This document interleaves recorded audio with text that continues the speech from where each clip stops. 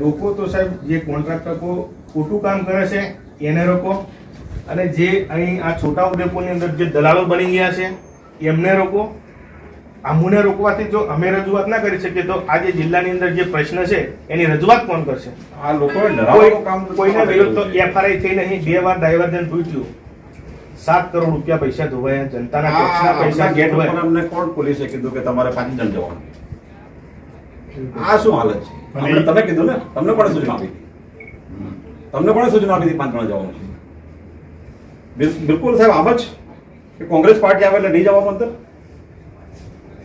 અને સાહેબ ભૂતકાળમાં નહીં, એમને કોણે સૂચના આપી હતી?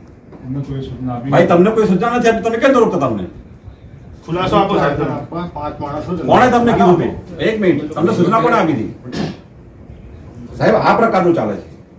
એમને ભાજપના કોઈ નેતાએ સૂચના આપેલી છે એ આપી છે ને તમને? એમને પૂછો, ખુલાસો કરો, કોણે સૂચના આપી? તમે જો ના આપી હોય તો કોણ આ કલેક્ટર કચેરીમાં સૂચના કોણ આપે છે એમને? પોલીસ સાહેબ છે, પોલીસ અધિક્ષક. કોણે તમને આપી હતી ભાઈ? બતાવો અમને, બતાવો. એસપી સાહેબ તમને કીધું છે? નહીં, બીજેપીના કોઈ નેતાએ કીધું છે. એને કીધું છે ને, જે ધક્કામાં થઈ ગયા છે અહીંયા એની સૂચના તમે માનો છો? રજૂઆત કરી લો આપ. અરે તમને પૂછું છું મેં. કરો તમે, સાહેબ નહીં આવે. સાહેબને કહો કે તમને કોણે સૂચના આપી હતી? એ તો ત્યાંથી એમને ત્યાંથી. નહીં, પૂછો ને એમને પૂછો. એમને જવાબ ત્યાં. સાહેબ આ પોલીસને પૂછો, આ અડ્ડાઓ બંધ નથી કરતા. દારૂના અડ્ડા આ સરાય નીતિ આ લોકોએ ખનન કરાયું, બંધ નહીં કર્યું એટલા માટે પૂરો તૂટી જાય છે આ લોકોના કારણે. અને અમને પણ આવવા નહીં દેતા. તમને કોણે વાત કરી હતી અમને નહીં આવવા દેવાની? સાહેબ એને પૂછો ને, આ પોલીસને એક મિનિટ, આ પોલીસને પૂછો કોણે એમને કોણે ના પાડી હતી? સાહેબ આપે જો ના નહીં પાડી તો આપે કોને સૂચના આપી હતી? તમારી સૂચના વગર કોણ અમને રોકી શકે અહીંયા? કલેક્ટર સાહેબની સૂચના વગર અમને રોકનાર કોણ અહીંયા? કોઈ બીજો સત્તાવાળો છે અહીંયા જેમને રોકી શકે? ભાઈ કોણ? અરે કહી દો ને, અમને ખબર પડે.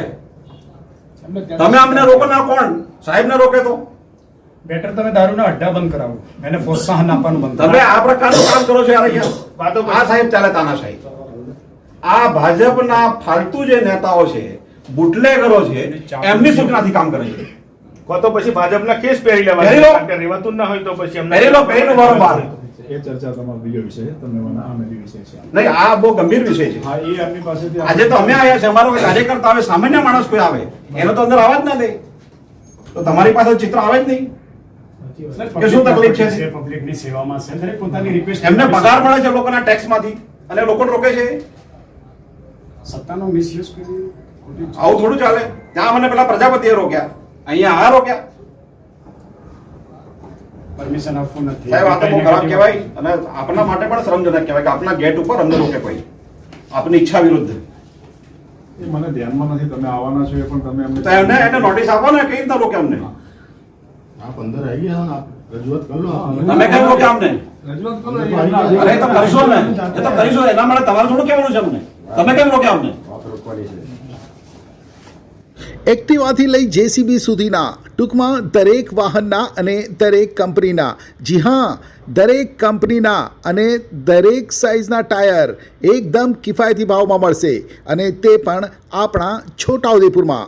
જી હા, છોટાઉદેપુરમાં.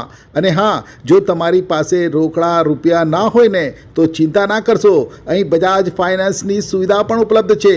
સરનામું છે Apex Traders, silver spoon hotel સામે, triangle complex, highway road, Chhotaudepur. Mobile number છે 7359953545.